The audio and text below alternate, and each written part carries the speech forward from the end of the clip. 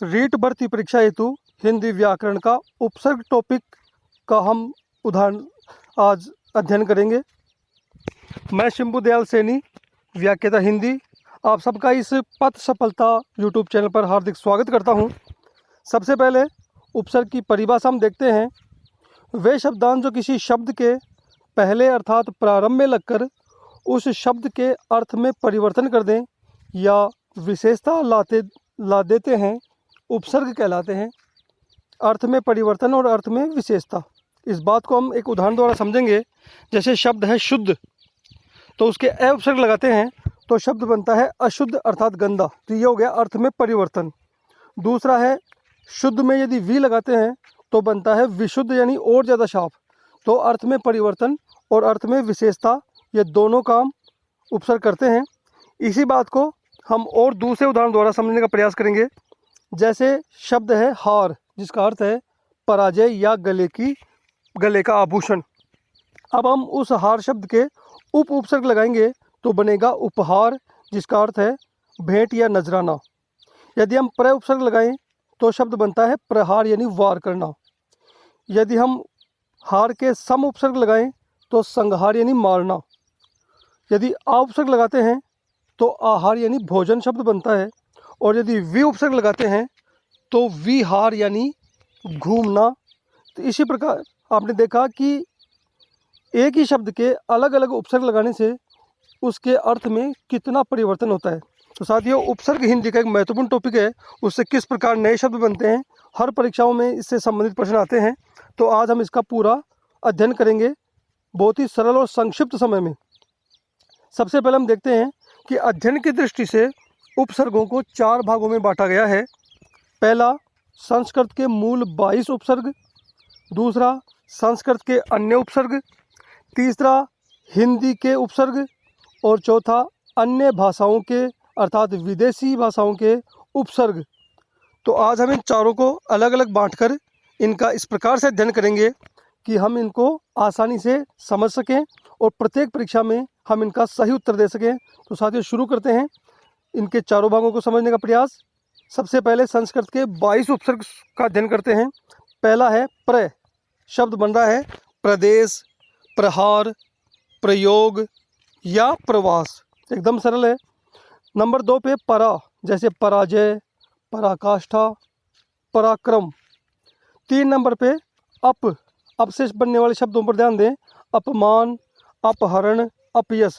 साथियों, तीनों सरल हैं, प्र, परा, अप। चौथा नंबर का थोड़ा विशेष ध्यान दें। सम, जैसे संयोग, तो सम प्लस योग। संधि, सम प्लस धी। संहार, सम प्लस हार। और संस्कृत में सम प्लस कृत। तो 1 नंबर, 2 नंबर, 3, ये तीनों सरल हैं। चौथा नंबर का थोड़ा सा कठिन है, आप इसको ध्यान से देखें। चाहे तो वीडियो को रोककर भी आप थोड़ा सोच विचार कर सकते हैं। आगे देखते हैं 5वें नंबर पर अनु। तो अनुवाद, अनुदित, ये सबसे महत्वपूर्ण है साथियों। अनु प्लस उदित, तो ये अनुवाद शब्द के लिए, ट्रांसलेशन शब्द के लिए आता है। इसमें अनु उपसर्ग है। इसके अलावा अनुसार, अनुचर। 6ठे नंबर पर अव, एकदम सरल है। अवसर, अवकाश, अवशेष। फिर है 7 नंबर पे निस, सड़क वाला हलंत है, लेकिन शब्द का प्रयोग करते समय ध्यान से देखें। निष्फल, निश्चल, निश्चय, निस्तेज। 8वें नंबर पर निर, इसमें रह हलंत है, तो निर्धन, निर प्लस धन, नीरस, निर प्लस रस, निराशा, निर प्लस आशा। और निरपराध, निर प्लस अपराध, ये सबसे महत्वपूर्ण है। 9वें नंबर पर दुष, दुष्परिणाम, दुस्साहस और दुष्चरित्र। कुल मिला के साथियों 7 नंबर का, 8 नंबर का और 9 नंबर का, ये तीनों महत्वपूर्ण है, क्योंकि मूल उपसर्ग में ये कुछ दिखाई कुछ और दे रहे हैं और शब्द में प्रयोग होने पर कुछ अलग प्रकार के दिखाई देने लगते हैं। इसलिए और अधिकांश परीक्षाओं में इन्हीं से संबंधित प्रश्न भी आते हैं, इसलिए आप इनको ध्यान से देखें। निस, निर और दुस, किस प्रकार से इनमें अलग अलग रूप धारण कर लेता है। आगे बढ़ते हैं 10 नंबर पे दुर से बनने वाले शब्द दुर्जन, दुर्घटना, दुर्वासा और दुराग्रह, दुर प्लस आग्रह। 11 नंबर पे वी से विज्ञान, विजय, व्याकरण।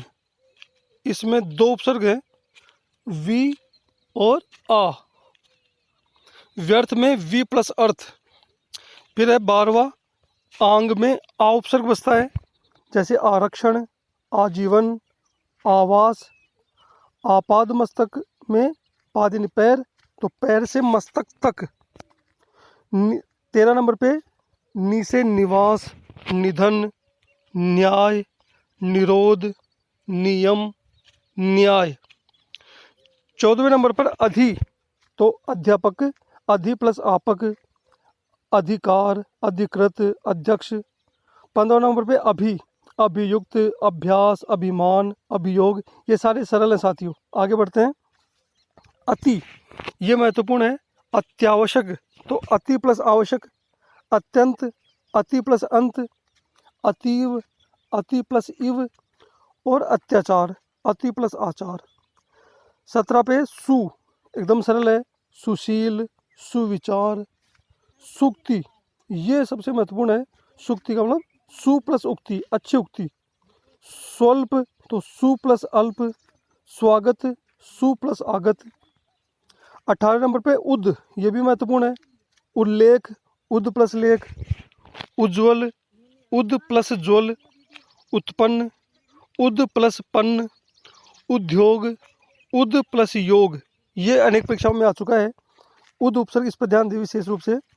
19 नंबर पे सबसे सरल है। प्रतिरूप, प्रत्येक, प्रत्युत्तर और प्रत्याशा। फिर है परि, तो पर्यावरण, परि प्लस आवरण। परिचालक, परिचर्चा। पर्यंत में परि प्लस अंत और परिणाम, परि प्लस नाम। 21 पे एकदम सरल है। उप से उपदेश, उपचार। उप प्लस इच्छा, गुण संधि, उपहार। 22वां अपि भी थोड़ा कठिन है। अपिधान का अर्थ होता है ढक्कन। अपितु और अपिहित यानी ढका हुआ। अब हम इन संस्कृत के इन 22 उपसर्गों को एक नज़र में देखें। मेरे साथ बोलने का प्रयास करें जल्दी जल्दी, आप इनको याद कर लें। प्र, प्रा, परा, अप, सम, अनु, अव, निस, निर, दुस, दुर, वि, आ, नी, अधि, अपि, अति, सु, उद, प्रति, परि, उप, अपि। यदि आप इनको याद कर लेंगे तो आपको मूल उपसर्ग की संरचना याद रह जाएगी, और यदि आपको मूल उपसर्ग याद रहा तो शब्द में वो कैसा ही हो आप उसको आसानी से पहचान सकते हैं। अब देखते हैं नंबर 2, संस्कृत के अन्य उपसर्ग। पहला है अंतर, जिसमें र हलंत हो, तो अंतरात्मा। जहाँ पर र हलंत होता है तो उसका अर्थ होता है में, जैसे अंतरात्मा तो आत्मा में। अंतर्राष्ट्रीय अर्थात एक ही राष्ट्र में। अंतरकथा, एक ही कथा में। अंतर्गत, और साथियों जहाँ पर अंतर में रे पूरा हो तो वहाँ पर अर्थ होता है दो के बीच में। जैसे अंतर्राष्ट्रीय तो रे पूरा है, तो दो राष्ट्रों के बीच। अंतर्जातीय, दो जातियों के बीच। अंतर्राज्य, दो राज्यों के बीच। तो ये दोनों महत्वपूर्ण है, अंतर और अंतर। तीसरे नंबर पर है पुनर, जैसे पुनर्विवाह है। पुनर्अवलोकन भी बहुत महत्वपूर्ण है, यह भी अनेक परीक्षाओं में आया है। तो इसका संधि विच्छेद बन गया पुनः, पुनर प्लस अवलोकन। और पुनर्जन्म। 4 नंबर पे प्रादुर, तो शब्द बनेगा प्रादुर्भाव, प्रादुर्भूत। 5वां है पूर्व, जैसे पूर्वाग्रह तो पूर्व प्लस आग्रह। पूर्वान, पूर्व प्लस अहन, दिन का पूर्वी भाग। पूर्वानुमान, पूर्व प्लस अनुमान। पूर्वज, पूर्व प्लस पहले जन्म लेने वाले। तो इसमें पहला, दूसरा, तीसरा, चौथा, ये सारे ही लगभग महत्वपूर्ण है, आप इनको ध्यान से देखें। फिर आगे है प्राक, तो प्राकलन, प्राक प्लस कलन। प्राग ऐतिहासिक, प्राग प्लस ऐतिहासिक। 7 पे पुरस, जैसे पुरस्कार, पुरस्कृत। 8वां है बहिर, यानी बाहर से, तो बहिर्गमन, बाहर से आना, बाहर जाना। बहिरागत, बाहर से आना। 9 नंबर पे है बहिष, जैसे बहिष्कार, बहिष्कृत। 10वां एकदम सरल है, सह, सह से सहकर्मी, सहोदर। ये महत्वपूर्ण है, सह प्लस उदर, एक ही माता के पेट से जन्म लेने वाले दो भाई, गुण संधि है। सहयोगी, सहपाठी।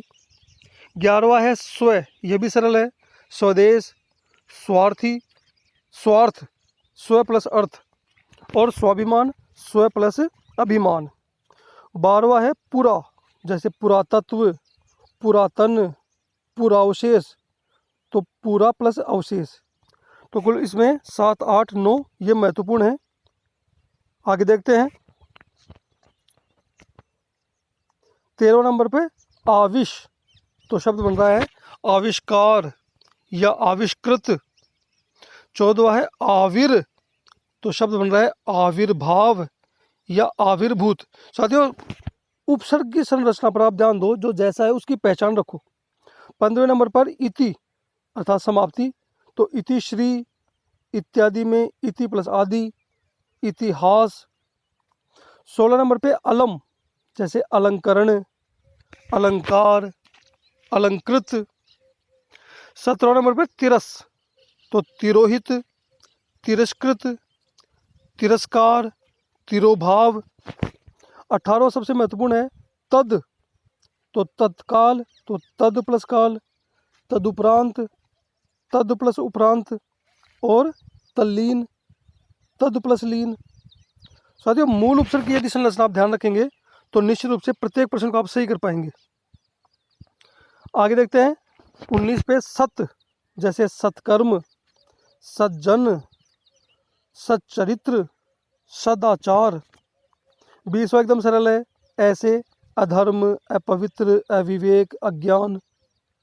21वां उनका मोस्ट इंपॉर्टेंट है अन, जिसमें नैल अंत होता है, और अनुचित, तो अन प्लस उचित, अनुपजाऊ, अन प्लस उपजाऊ, अनुपयोगी, अन प्लस उपयोगी, अनिच्छा, अन प्लस इच्छा। साथियों, इसमें देखो शब्द में ये अनु दिखाई दे रहा है जबकि ये है अन, तो ये सबसे महत्वपूर्ण है, आप इसकी पहचान रखें।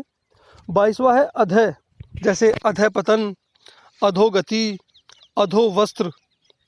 23वां सरल है ने, ने का मतलब होता है नहीं, तो शब्द बन रहा है नग, गए निगमन करना, जो नहीं गमन करता, अर्थात ये पर्वत का पर्यायवाची है।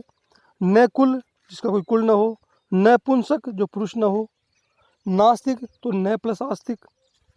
24वां है कु, कु का अर्थ है बुरा, कुकर्म, कुसंगति, बुरी संगति, कुख्यात, बुरे कामों के लिए प्रसिद्ध, कुपुत्र, बुरा पुत्र। तो साथियों, इनकी आप इनको बिल्कुल ध्यान से देखें और समझने का प्रयास करें। आगे बढ़ते हैं। उपसर्ग नंबर 25 पे आत्म, एकदम सरल है, आत्मकथा, आत्मबल, आत्मज्ञान, आत्महत्या। 26वां स, ये भी सरल है, सफल, सजीव, सपरिवार, सशर्त। 27वां भी सरल है, बहु से बहुमूल्य, बहुवचन, बहुमत। 28वां सम से समतल, समकक्ष, समकालीन, समकोण। कुल मिला के जो उपसर्ग शब्द में जुड़ने के बाद भी वैसा ही रहता है वो एकदम सरल है, और जो अपना रूप बदल लेता है वो कठिन है, हमें उसकी पहचान करनी है। अब है तीसरे वाले उपसर्ग, हिंदी के उपसर्ग। पहला अन, एकदम सरल है, अनपढ़, अनजान, अनहोनी, अनमोल। नंबर 2 पे अध, अधमरा, अधपका, अधजला, अधकचरा। तीसरा महत्वपूर्ण है, ये कई बार परीक्षा में आया है, औ, औ से अवगुण, अवसर, औचक, औघट। तो इसमें औ उपसर्ग है, इसकी पहचान रखें आप। 4 नंबर पे चौ, चौ से चौराहा, चौपाया, चौमासा, चौरंगा और चौपाल। 5वें पर पच, जैसे पचरंगा, पचमेल, पचकूटा, तो ये उपसर्ग। आगे चलते हैं। 6 नंबर पे पर, एकदम सरल है, परहित, परदेसी, पराधीन में पर प्लस अधीन, और पराश्रित में पर प्लस आश्रित। सातवां भी सरल है, भर से भरपेट, भरपूर, भरसक, भरपाई। आठवें पर बिन, बिन यानी बिना, बिन बुलाया, बिन खाया, बिन ब्याहा। ती का मतलब है तीन, जैसे तिरंगा तीन रंगों वाला, तिराहा तीन राहों वाला, तिमाही या तिकोना। 10वें नंबर पर दू का मतलब है दो, जैसे दुरंगा, दू नाली, दोपहरी, दुबला। तो साथियों ये सारे सरल हैं, लेकिन वो कठिन हैं। आप ध्यान से इसको समझने का प्रयास करें। आगे देखो, का से कायर, का पुरुष, कातर। 12 पे सरल एकदम, सुजान, सुडोल, सुराज, सुजस। 13 पे आप, सरल एकदम, आप बीती, आप कही। 14 नंबर पे नाना का मतलब है अलग अलग या भिन्न भिन्न, जैसे नाना प्रकार, नाना रूप, नाना जाति। 15 नंबर पे है नी का मतलब रहित, निहत्ता, निठल्ला, निगोड़ा। 16 नंबर पे कै, जैसे कपूत, कठोर। अब है भाग 4, विदेशी उपसर्ग, अन्य भाषाओं के उपसर्ग, जैसे अरबी, फारसी के, अंग्रेजी के। तो 1 नंबर पे बे यानी रहित, बेघर, बेदर्द, बेवजह, बेवफा। 2 नंबर पे है दर, जैसे दरबार, दरअसल, दरखास्त।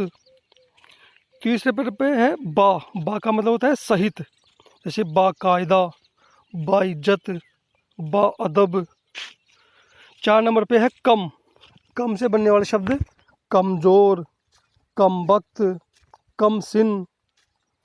5 नंबर पे है ला का मतलब है बिना, लापरवाह, ला इलाज, लावारिस। और ना से नापसंद, नालायक। 7 नंबर पे है खुश, जैसे खुशहाल, खुशबू, खुश का मतलब अच्छा, खुशखबरी। 8 पे है बद यानी बुरा, बदबू, बदनाम, बदमाश। 9 नंबर पे सर का अर्थ है मुख्य, सरपंच, मुख्य पंच। सरदार, दार का मतलब नेता, मुख्य नेता। सरकार, सरताज। 10 नंबर पे बै का मतलब सहित, बशर्ते, बदौलत, बखूबी। 11वें पे बेशकीमती, बेशकीमत। और 12 पे नेक का मतलब नेक राह, नेक नीयत, नेक दिल। आगे देखते हैं 13 नंबर पे ऐन वक्त, ऐन मौके। 14 पे हम, जैसे हम वतन, हम राज, हम उम्र, हम राह। 15 नंबर पे जैसे अलविदा, अलबत्ता। 16 नंबर पे है गैर का मतलब बिना, गैर हाजिर, गैर कानूनी, गैर मर्द। 17 नंबर पे है जैसे बर्दाश्त, बर्खास्त या बरकरार। और 18-19 पे अंग्रेजी वाले हैं, अंग्रेजी के उपसर्ग। हाफ का अर्थ है आधा, जैसे हाफ कमीज, हाफ टिकट, हाफ पैंट। सबसे सब कमेटी या सब इंस्पेक्टर, जिसका अर्थ होता है तो उप निरीक्षक। साथियों ये हमारे उपसर्ग हुए।